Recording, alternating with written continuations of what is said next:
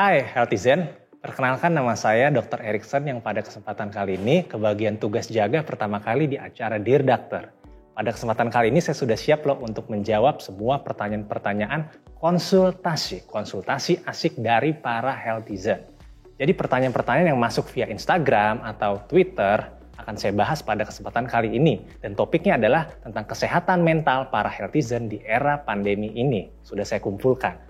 Tapi sebelum saya mulai, jangan lupa ya teman-teman untuk selalu jaga prokes kalian. Baik, jadi kita langsung mulai saja ke pertanyaan pertama ya. Pertanyaan pertama datang dari R. Hadriana. Dear Doctor, saya cukup stres nggak bisa keluar rumah, 24 jam sama anak di rumah, nggak ada yang bantu dok. Please advice. Dear Diana, tentu keadaan pembatasan ini merupakan hal yang tidak nyaman ya untuk kita dapat beraktivitas. Hal yang pertama yang perlu kita lakukan adalah menerima keadaan ini terlebih dahulu. Karena kita mengetahui keadaan ini tidak akan berlangsung seterusnya. Dengan kita bisa belajar untuk menerima hal ini, pikiran kita akan diajak untuk lebih tenang. Lalu yang selanjutnya, kita jangan menyalahkan keadaan. Karena ini bukanlah waktu untuk kita saling menyalahkan. Kita perlu menginvestasikan energi kita untuk hal-hal yang positif, seperti juga bisa meningkatkan kapasitas diri kita. Lalu yang selanjutnya, lakukanlah hal-hal yang kita senangi. Saat pembatasan ini adalah saat yang tepat untuk melakukan kegiatan yang mungkin selama ini sebelum pandemi sulit kita lakukan. Seperti berkumpul bersama dengan keluarga kita. Dan ketika kita merasa khawatir atau cemas, kita bisa menenangkan diri kita, menarik nafas kita dalam-dalam. Kita bisa ulang beberapa kali sampai kita merasa lebih tenang dan fokus kepada kondisi hari ini. Lalu yang selanjutnya adalah coba untuk melakukan aktivitas rutin harian seperti biasa, namun lebih terstruktur dan rutin. Dan juga tetap bersosialisasi. Karena kondisi pembatasan sosial bukan berarti kita berhenti bersosialisasi. Oleh karena itu, tetaplah berhubungan dan berbagi cerita dengan orang-orang terdekat kita. Seperti keluarga melalui media komunikasi yang ada. Kita bisa menceritakan hal-hal permasalahan yang ada, hal-hal ketidaknyamanan kita. Dan karena bantuan itu bisa datang bukan hanya dalam bentuk fisik saja, tapi juga support dalam bentuk semangat maupun hal-hal lainnya. Kira-kira bisa menjawab ya pertanyaan kita yang pertama. Lalu kita masuk ke dalam pertanyaan yang kedua yang datang dari Dea177. Dear Doctor, saya mulai burnout kerjaan karena WFA yang nggak ada limitnya. Gimana ya dok nyikapin ini? Dear Dea, burnout itu merupakan akumulasi dari stres yang ada di dalam diri kita, baik dalam pekerjaan maupun aktivitas lainnya di kehidupan kita sehari-hari. Dan dengan kondisi burnout ini sendiri, karena lingkungan atau suasana bekerja yang itu saja dalam rumah bisa menimbulkan kebosanan dan ujung-ujungnya tingkat stres itu meningkat. Karena tubuh itu dan kondisi otak tidak mampu mengatasi akumulasi yang terjadi berulang kali tersebut. Saya ingin memberikan beberapa tips ya pada kamu. Yang pertama adalah membuat jadwal secara teratur. Jadi kita bisa lakukan, kita buat jadwal kerja kita secara teratur 24 jam ya. Misalnya dari bangun pagi kita mau ngapain, makan kapan, bekerja kapan, sampai juga ke jadwal istirahat kita. Dengan kita membuat jadwal, kita bisa mengatur alarm itu sebenarnya, kapan kita berkegiatan, kapan kita beristirahat. Dan waktu tidur itu juga perlu waktu tidur yang berkualitas, waktu tidur yang cukup. Ya, minimum juga 8 jam sehari agar kita bisa pulih dan fit kembali. Lalu yang selanjutnya, lakukan juga aktivitas kesukaan kita yang bisa kita lakukan meskipun dari rumah. Karena work from home itu membuat kita tetap berada di rumah sepanjang hari, di sela-sela waktu istirahat kita itu kita bisa melakukan hal-hal yang kita senangi. Misalnya contohnya kita memasak nih, kalau misalnya perempuan-perempuan yang suka memasak, atau juga kita bisa sambil mendengarkan musik. Kalau saya sih suka tuh mendengarkan musik atau sambil nyanyi gitu kan untuk stress release supaya kita tidak merasakan kondisi yang itu saja dalam rumah kita. Kita bisa nonton film, bercerita juga dengan orang-orang di rumah kita. Jangan lupa juga kita mengkonsumsi makanan sehat bergizi seimbang. Ya, seperti buah-buahan juga, sayuran-sayuran hijau, dan hindari juga makanan-makanan yang siap saji karena itu berbahaya bagi kesehatan tubuh kita. Jangan lupa juga untuk minum susu atau vitamin. Dan juga jangan lupa untuk berolahraga. Lalu bayangkan juga tempat-tempat yang bisa membuat kita lebih bahagia. Apa tempat-tempat yang bisa membuat teman-teman lebih santai atau lebih rileks? Kalau saya sih biasanya suka tempat pantai atau gunung-gunung gitu ya. Kalau teman-teman suka jalan-jalan ke tempat tersebut, teman-teman bisa bayangkan agar teman-teman merasa seolah-olah teman-teman ada di situ dan teman-teman merasa lebih happy dan bisa mengurangi gejala terkait dengan cemas. Tapi bila hal tersebut juga tidak cukup membantu teman-teman, teman-teman bisa datang ke dokter untuk konsultasi lebih lanjut ya. Baik, pertanyaan selanjutnya datang dari Saha. Dear Doctor, saya sudah 5 bulan negatif nih. Tapi kok masih ada gejala COVID ya dok? Ini bikin saya cemas. Boleh dikasih tips dong dok? Dear Saha, sebagian besar penderita COVID-19 akan sembuh total dalam beberapa minggu setelah pertama kali merasakan gejala. Kendati demikian, ada juga memang para penyintas COVID-19 ini yang masih mengalami gejala selama berminggu-minggu hingga berbulan-bulan setelah ia dinyatakan sembuh dari COVID. Gejalanya bisa seperti kelelahan, sesak napas, sakit kepala, atau juga kehilangan indera penciuman atau nama lainnya anosmia, juga sulit konsentrasi ataupun sulit tidur. Nah, dengan kita mengetahui bahwa gejala-gejala tersebut menurut penelitian masih bisa terjadi pada orang yang sudah negatif COVID, hal tersebut diharapkan bisa menurunkan kecemasan karena sudah mengetahui data-data dan juga fakta yang terjadi. Namun, bila kamu masih merasakan ada gejala tersebut tetap ada, kamu bisa konsultasi juga kembali ke dokter untuk memastikan kondisi tubuh kamu ini apakah memang terkait dari gejala sisa COVID atau memang ada hal-hal lainnya yang perlu penanganan lebih lanjut. Selain itu juga kamu perlu tetap mengkonsumsi makanan bergizi seimbang, melakukan latihan pernapasan, rutin berolahraga juga secara bertahap ya, jangan lupakan juga protokol kesehatan. Semoga menjawab ya pertanyaannya. Pertanyaan yang selanjutnya datang dari Wismu. Dear Doctor, berita simpang siur bikin saya takut dan jadinya nggak mau lihat berita. Itu nggak apa-apa kan dok? Wah, ini juga pertanyaan yang penting ya teman-teman. Dear Wismu, penting sekali memang untuk setiap dari kita menilai setiap informasi yang diterima karena tidak semua informasi itu valid atau bisa dipertanggungjawabkan kebenarannya.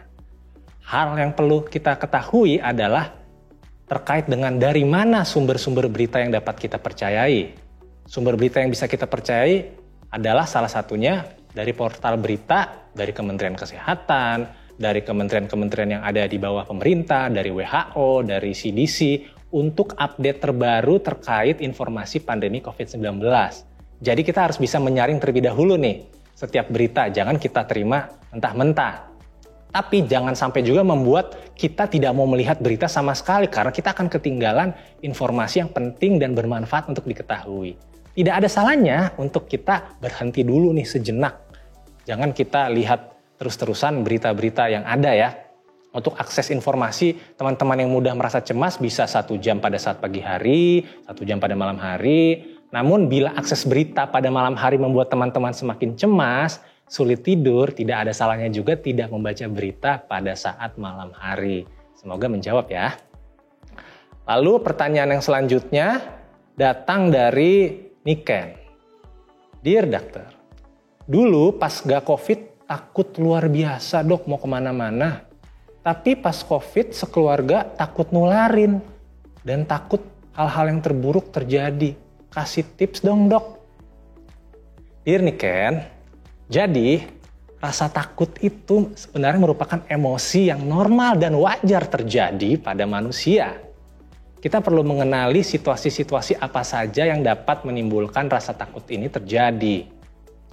Jadi memang kita perlu juga menjaga kedisiplinan kita dalam hal protokol kesehatan, memakai double masker ketika luar rumah, rajin cuci tangan, menjaga jarak, menjauhi kerumunan.